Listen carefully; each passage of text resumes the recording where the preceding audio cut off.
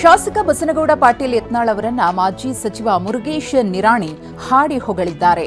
ಯತ್ನಾಳ್ ಶ್ರೇಷ್ಠ ಆಲ್ರೌಂಡರ್ ಆಗಿದ್ದಾರೆ, ಆದರೆ ಎಲ್ಲಾ ಬೌಲರ್ಗಳಿಗೂ ಸಿಕ್ಸ್ ಹೊಡೆಯಬೇಡಿ, ಒಳ್ಳೆಯ ಬೌಲರ್ ಬಂದಾಗ ಮಾತ್ರ ಸಿಕ್ಸ್ ಹೊಡೆಯಿರಿ ಎಂದಿದ್ದಾರೆ.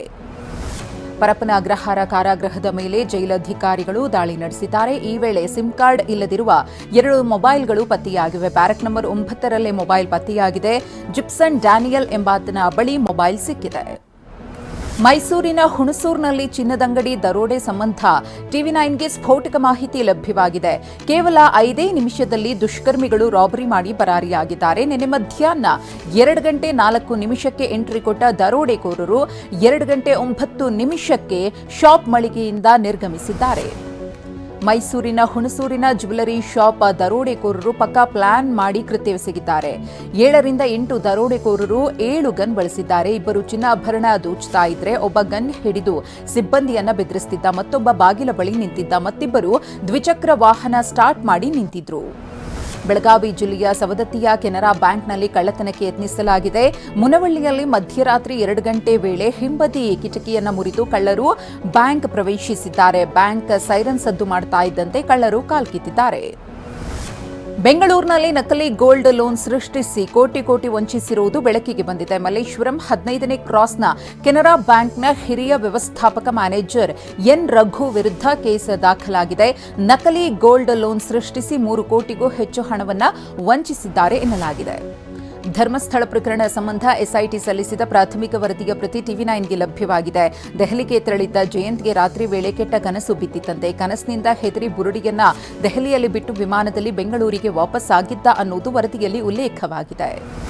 ಬೆಂಗಳೂರಿನಲ್ಲಿ ಭಾರೀ ಪ್ರಮಾಣದ ಡ್ರಗ್ಸ್ ವಶ ಪ್ರಕರಣದ ಕ್ರೆಡಿಟ್ ವಾರ್ ಜೋರಾಗಿದೆ. ದಾಳಿಯಲ್ಲಿ ಕೇವಲ ಮಹಾರಾಷ್ಟ್ರ ಮಾದಕ ವಸ್ತು ನಿಗ್ರಹ ಪಡೆ ಅಲ್ಲದೆ ರಾಜ್ಯದ ಪೊಲೀಸರು ಭಾಗಿಯಾಗಿದ್ದಾರೆ ಅಂತ ಕರ್ನಾಟಕ ಪೊಲೀಸರು ಮಾಹಿತಿ ನೀಡಿದ್ದಾರೆ. ಬೆಂಗಳೂರಿನಲ್ಲಿ ಮಗಳನ್ನ ಮದುವೆ ಮಾಡಿಕೊಡ್ಲಿಲ್ಲ ಅಂತ ಆಕೆಯ ತಾಯಿಗೆ ಬೆಂಕಿ ಹಚ್ಚಿದ್ದ ಆರೋಪಿಯನ್ನ ಬಂಧಿಸಲಾಗಿದೆ. ತಮಿಳುನಾಡಿನಲ್ಲಿ ತಲೆಮರೆಸಿಕೊಂಡಿದ್ದ ಆರೋಪಿ ಮುತ್ತು ಅಭಿಮನ್ಯು ಎಂಬಾತನನ್ನ ದಸ್ತಗಿರಿ ಮಾಡಲಾಗಿದೆ. ಉಡುಪಿ ಜಿಲ್ಲೆಯ ಕುಂದಾಪುರದಲ್ಲಿ ಶಾರ್ಟ್ ಸರ್ಕ್ಯೂಟ್ನಿಂದ ಅಗ್ನಿ ಅನಾಹುತ ಸಂಭವಿಸಿದೆ. ವೆಂಕಟರಮಣ ದೇಗುಲ ಸಮೀಪ ಇದ್ದ ಪಟಾಕಿ ಪುಸ್ತಕ ಮಳಿಗೆ ಸುಟ್ಟು ಭಸ್ಮವಾಗಿದೆ. ಖಾಸಗಿ ಬಸ್ನಲ್ಲಿ ಹೊಗೆ ಕಾಣಿಸಿಕೊಂಡಿದ್ದರಿಂದ ಪ್ರಯಾಣಿಕರು ಕೆಲಕಾಲ ಆತಂಕಗೊಂಡ ಘಟನೆ ಬಾಗಲಕೋಟೆಯ ಇಳಕಲ್ನಲ್ಲಿ ನಡೆದಿದೆ. ಗೂಡೂರು ಬಳಿ ಬೆಂಗಳೂರಿನಿಂದ ರಾಜಸ್ಥಾನದ ಜೋಧ್ಪುರಕ್ಕೆ ತೆರಳುತ್ತಿದ್ದ ಬಸ್ನಲ್ಲಿ ಹೊಗೆ ಕಾಣಿಸಿಕೊಂಡಿದೆ. ಕೋಲಾರದಲ್ಲಿ ಕಿಡಿಗೇಡಿಗಳು ಅಟ್ಟಹಾಸ ಮೆರೆದಿದ್ದಾರೆ. ಕಮ್ಮಸಂದ್ರ ಗ್ರಾಮದಲ್ಲಿ ರಾಮಕ್ಕ ಎಂಬುವರಿಗೆ ಸೇರಿದ ಬೋರ್ವೆಲ್ ಮತ್ತು ಪೈಪ್ಲೈನ್ ಧ್ವಂಸಗೊಳಿಸಿದ್ದಾರೆ. ಜಮೀನು ವಿವಾದದ ಹಿನ್ನೆಲೆಯಲ್ಲಿ ಧ್ವಂಸ ಮಾಡಿರುವ ಶಂಕೆ ವ್ಯಕ್ತವಾಗಿದೆ. ಹಾಸನ ಜಿಲ್ಲೆಯ ಬೇಲೂರಿನಲ್ಲಿ ಕಾಡಾನೆಗಳು ಪ್ರತ್ಯಕ್ಷವಾಗಿವೆ. ರಾತ್ರಿಯೆಲ್ಲ ರೈತರ ಜಮೀನಲ್ಲಿ ಬೆಳೆಗಳನ್ನು ತಿಂದು ತುಳಿದು ನಾಶ ಮಾಡಿರುವ ಗಜಪಡೆ ಕಣಗುಪ್ಪೆ ಗ್ರಾಮದ ಮುಂದೆ ಸಾಗಿ ಅರಣ್ಯ ಪ್ರದೇಶಕ್ಕೆ ತೆರಳಿದೆ. ಕಾಡಾನೆಗಳನ್ನು ಕಂಡ ಸ್ಥಳೀಯರು ಆತಂಕಗೊಂಡಿದ್ದಾರೆ. ಮಹಾರಾಷ್ಟ್ರ ಸ್ಥಳೀಯ ಸಂಸ್ಥೆ ಚುನಾವಣೆಯಲ್ಲಿ ಎನ್ಸಿಪಿಯ ಶರದ್ ಪವಾರ್, ಅಜಿತ್ ಪವಾರ್ ಬಣಗಳು ಮೈತ್ರಿ ಮಾಡಿಕೊಳ್ಳುವ ಸಾಧ್ಯತೆ ಇದೆ. ವಿಧಾನಸಭೆ ಚುನಾವಣೆಯಲ್ಲಿ ಬದ್ಧ ವೈರಿಗಳಾಗಿದ್ದ 2 ಪಕ್ಷಗಳು ಪಿಂಪ್ರಿ ಚಿಂಚವಾಡ ಪಾಲಿಕೆ ಚುನಾವಣೆಯಲ್ಲಿ ಮೈತ್ರಿ ಮಾಡಿಕೊಳ್ಳಲಿವೆ ಅಂತ ಹೇಳಲಾಗುತ್ತಿದೆ. ಮೈ ಕೊರೆಯುವ ಚಳಿಗೆ ರಾಷ್ಟ್ರ ರಾಜಧಾನಿ ಜನ ತತ್ತರಿಸಿ ಹೋಗಿದ್ದಾರೆ.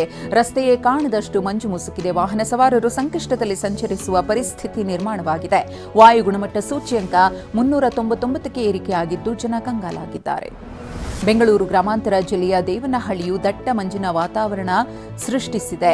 ಇದರಿಂದಾಗಿ ಕೆಂಪೇಗೌಡ ವಿಮಾನ ನಿಲ್ದಾಣದಲ್ಲಿ ವಿಮಾನಗಳ ಹಾರಾಟದಲ್ಲಿ ವಿಳಂಬವಾಗಿದೆ.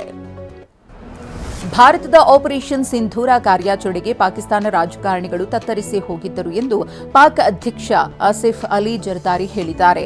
ಭಾರತದ ದಾಳಿಯಿಂದಾಗಿ ಪಾಕಿಸ್ತಾನದ ಬಹುತೇಕ ರಾಜಕೀಯ ನಾಯಕರು ಭಯದಲ್ಲೇ ದಿನ ದೂಡುತ್ತಿದ್ರು ಎಂದಿದ್ದಾರೆ.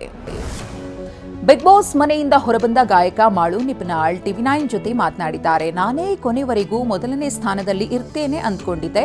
ಬಹಳ ಕನಸು ನಿರೀಕ್ಷೆ ಇಟ್ಕೊಂಡಿದ್ದೆ, ಅದೆಲ್ಲ ವಿಫಲವಾಯಿತು ಎಂದಿದ್ದಾರೆ.